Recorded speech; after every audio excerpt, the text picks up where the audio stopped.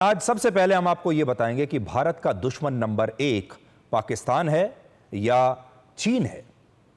Operation सिंदूर के दौरान भारत ने जितनी भी चिंताएं जताई थी वो अब अमेरिका की एक इंटेलिजेंस एजेंसी की रिपोर्ट में सच साबित हो गई हैं। और इस रिपोर्ट में यह लिखा है कि अगर भारत का युद्ध पाकिस्तान से होता है तो इस युद्ध में पीछे से चीन ही भारत से लड़ेगा और चीन पाकिस्तान को हथियारों के साथ साथ पैसा भी दे रहा है, लोन भी दे रहा है और अब वो पाकिस्तान की न्यूक्लियर, केमिकल या बायोलॉजिकल हथियार बनाने में भी मदद कर रहा है।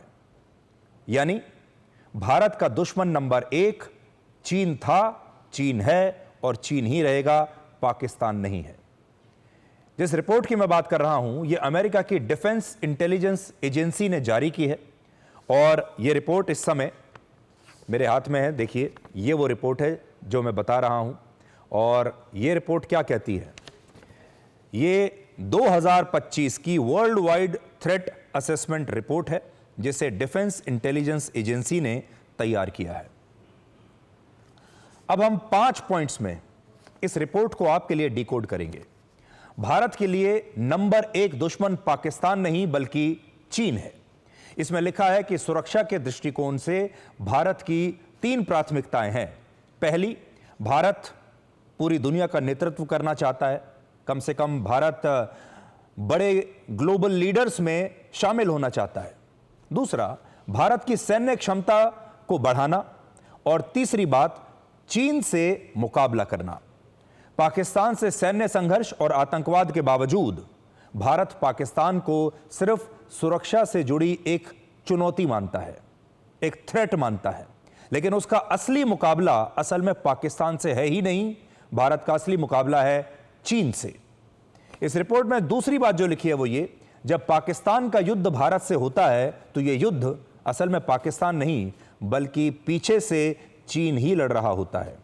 चीन पाकिस्तान को हथियार भी देता है और उसकी अर्थव्यवस्था के लिए उसे भारी भरकम लोन भी देता है और आज भी पाकिस्तान के पास 82% हथियार चीन के बने हुए हैं।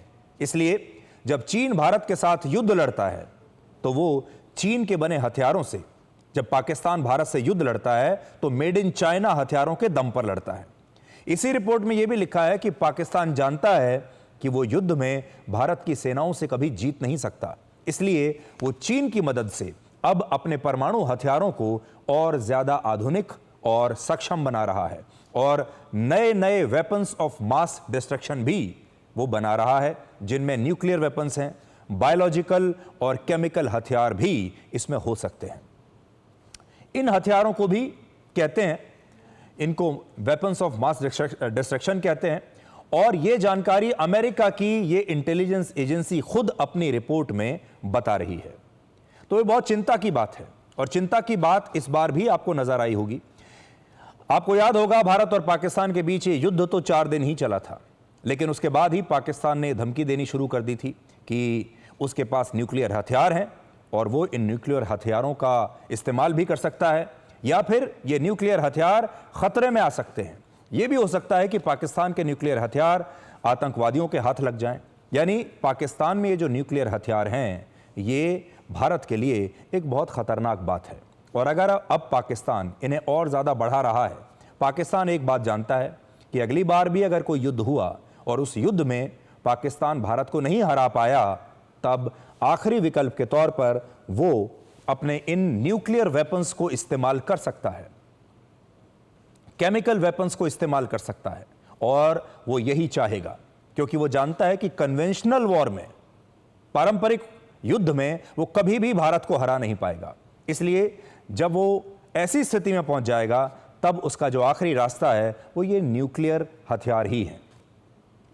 अब ये बात अमेरिका खुद अपनी इंटेलिजेंस एजेंसी की रिपोर्ट में कह रहा है। यानी अमेरिका जानता है कि पाकिस्तान न्यूक्लियर हथियार बना रहा है, बायोलॉजिकल या केमिकल हथियार भी बनाने के बारे में सोच रहा है या बना रहा होगा। ये कितनी खतरनाक बात है कि भारत के बिल्कुल पड़ोस में कुछ 100 किलोमीटर की दूरी पर न्यूक्लियर हथियार बन रहे हैं, केमिकल हथियार बन रहे हैं, बायोलॉजिकल हथियार बन रहे हैं। अब अमेरिका वही देश है जिसने वर्ष 2001 में आतंकवाद को मिटाने के लिए अफगानिस्तान में अपनी सेनाओं को भेजा था। फिर वर्ष 2003 में इसी केमिकल हथियार को नष्ट करने के लिए उसने इराक पर भी हमला किया था। आपको याद होगा, सद्दाम हुसैन पर जब हमला किया गया था तो यही कहा गया था कि इराक में केमिकल वेपन्स हैं।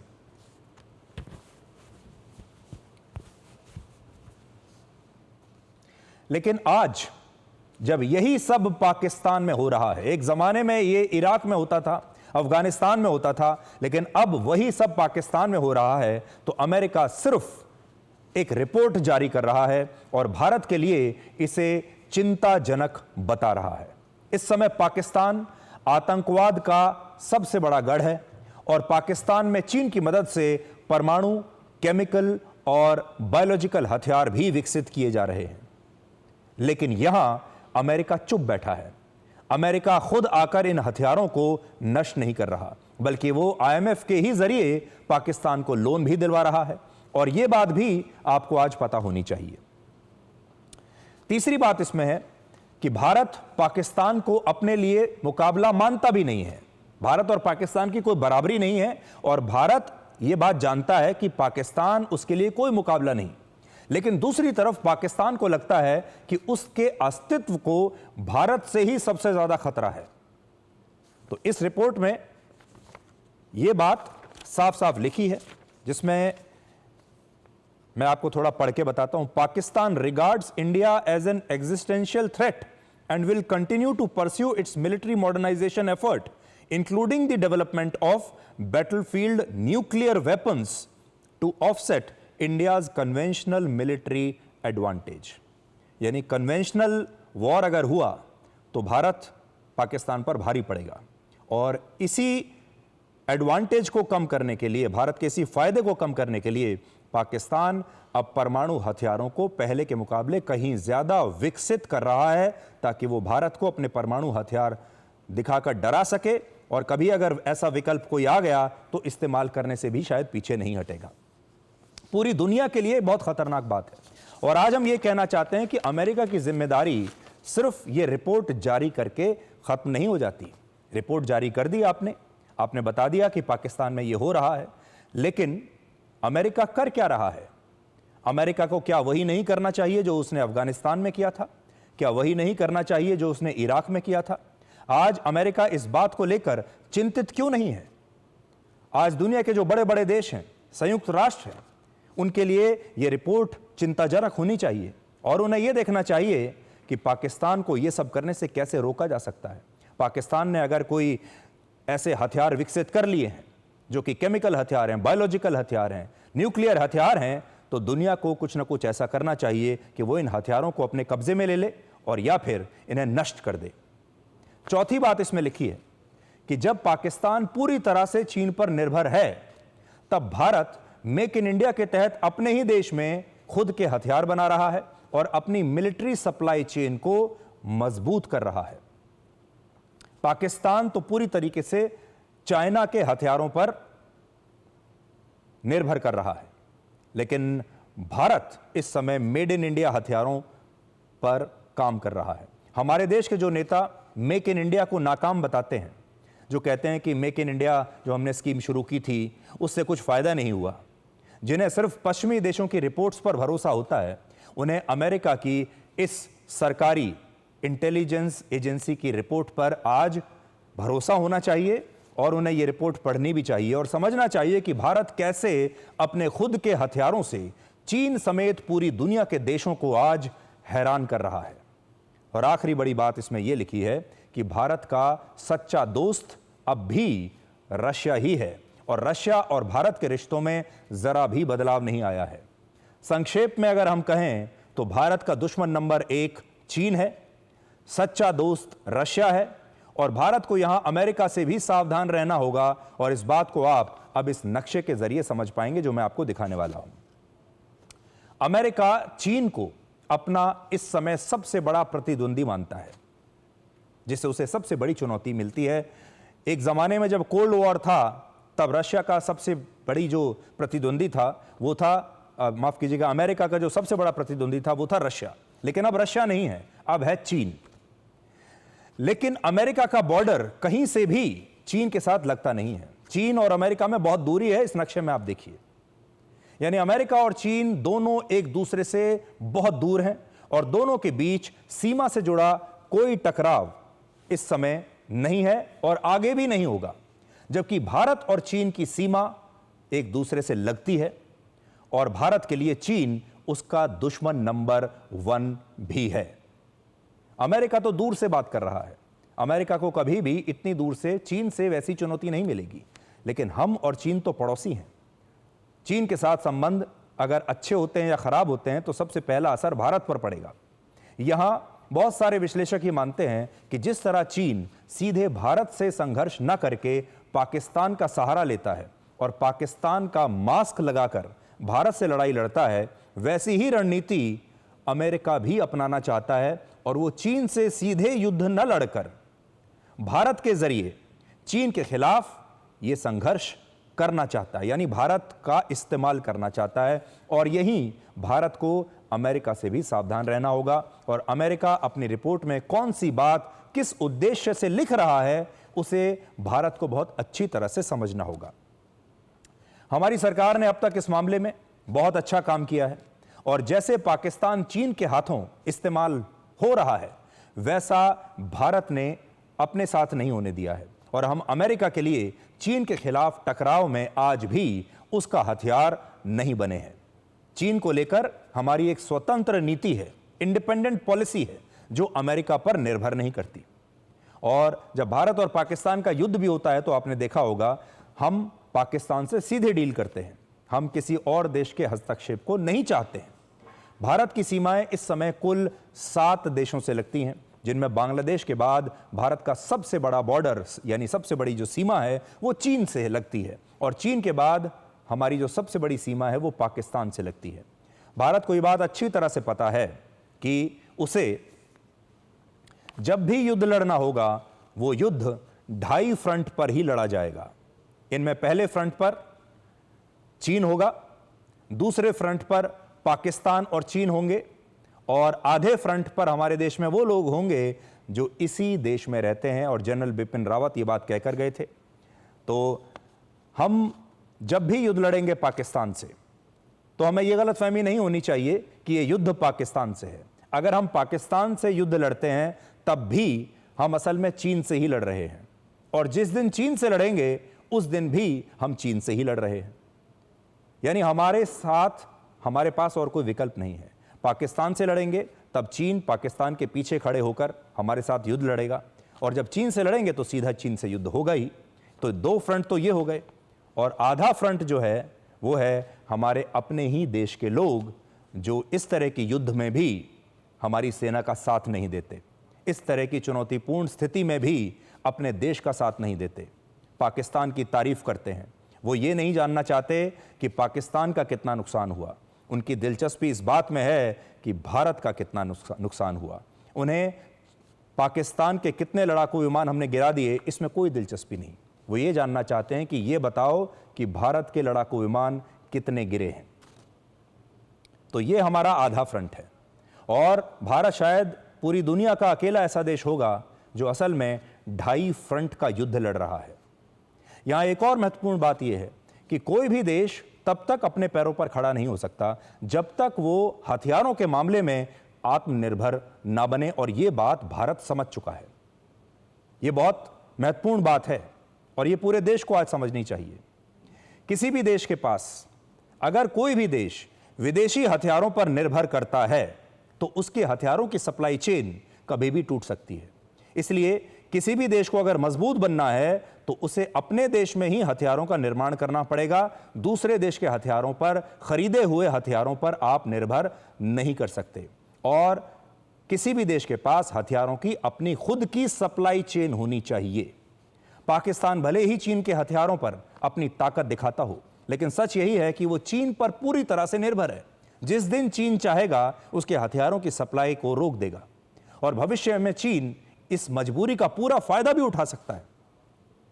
अगर आप अमेरिका को देखें, अमेरिका दुनिया का सबसे बड़ा हथियारों का सौदागर है। वो यूक्रेन को भी हथियार बेच रहा है, यूरोपीय देशों को भी हथियार बेच रहा है, भारत को भी बेच रहा है और दुनिया के न जाने कितने देशों को वो हथियार बेच रहा है।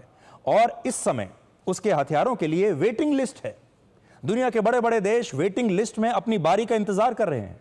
आज अगर हम उनसे कोई विमान खरीदते हैं, कोई और चीज खरीदते हैं, कोई हथियार खरीदते हैं, तो उसकी डिलीवरी कई साल के बाद होती है। हम फ्रांस से अगर रफाल खरीदते हैं तो उसकी डिलीवरी कई कई साल के बाद हमें मिलती है। यानी आप कतार में हैं, आप वेटिंग लिस्ट में हैं। अगर आपको हथियार आज चाहिए तो आप क्या करेंगे? आप खरीदने भी जाएंगे तो देश आपको कहेंगे कि हथियार आपको 3 साल के बाद मिलेगा, 4 साल 5 साल के बाद आपको मिलेगा। लेकिन भारत अब इस बात को समझ चुका है। भारत की चुनौती यह है कि अमेरिका के बड़े बड़े हथियारों के लिए वेटिंग लिस्ट है और रशिया इस समय खुद यूक्रेन के साथ युद्ध लड़ रहा है। उसके पास भी इतनी गुंजाइश नहीं है कि वो जब चाहे भारत को हथियार दे सके। इसलिए भारत हथियारों के मामले में अब आत्मनिर्भर बनकर दुनिया को भी एक संदेश दे रहा है और बता रहा है कि भारत के हथियार किसी से कम नहीं हैं। आगे चलकर भविष्य में जब हम युद्ध लड़ेंगे तो अपने दम पर लड़ेंगे। हथियारों की हमारी अपनी सप्लाई चेन होगी और अमेरिका, रशिया या कोई और देश जो है हमारे हथियारों की सप्लाई चेन को तोड़ नहीं पाएगा। जैसा कि हमने आपको बताया, क्योंकि अमेरिका के हथियारों के लिए तो एक बहुत लंबी वेटिंग लिस्ट है। रशिया यूक्रेन के खिलाफ युद्ध में खुद ही उलझा हुआ है तो वो हमें क्या हथियार देगा? और इजराइल भी गाजा में खुद युद्ध लड़ रहा है। तब भारत के हथियारों के पास दुनिया में इस समय चमकने का एक बहुत सुनहरा मौका है। आज भारत खुद के कॉम्बैट ड्रोन्स बना रहा है, हेलीकॉप्टर्स बना रहा है, सुपरसोनिक क्रूज मिसाइल्स बना रहा है, एयर डिफेंस सिस्टम बना रहा है, तोप, टैंक, गोला बारूद सब कुछ बना रहा है। और अब वो AK-203 राइफल और ब्रह्मोस जैसी मिसाइलों का उत्पादन भी उत्तर प्रदेश में कर रहा है। ये बात हमने आपसे पहले भी कही थी कि ऑपरेशन सिंदूर के बाद अब भारत नए युग में प्रवेश कर चुका है, जहां हम पहलगाम जैसी घटनाओं पर सिर्फ कड़ी निंदा करके नहीं रह जाते, संयुक्त राष्ट्र और अमेरिका से शिकायतें नहीं करते और थका देने वाले लंबे लंबे जांच आयोग नहीं बैठाते, बल्कि अब भारत सीधे कड़े फैसले लेता है। और ये पाकिस्तान भी जानता है और चीन भी जानता है।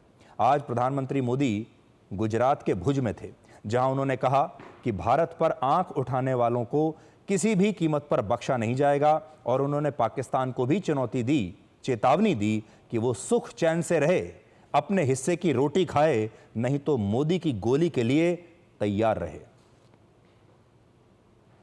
मैं पाकिस्तान के लोगों को भी कहना चाहता हूं,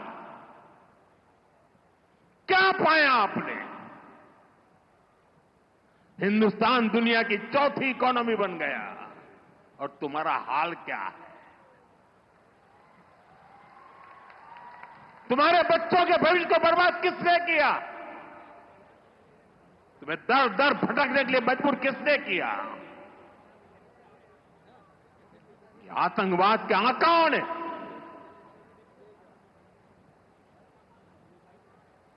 वहां की सेना का अपना एजेंडा,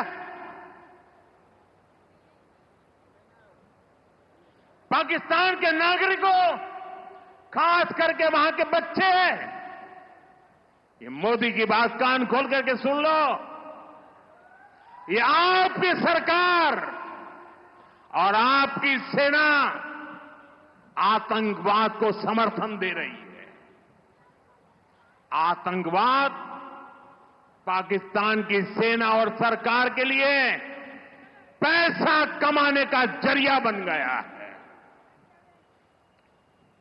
पाकिस्तान के युवकों को तय करना होगा, पाकिस्तान के बच्चों को तय करना होगा,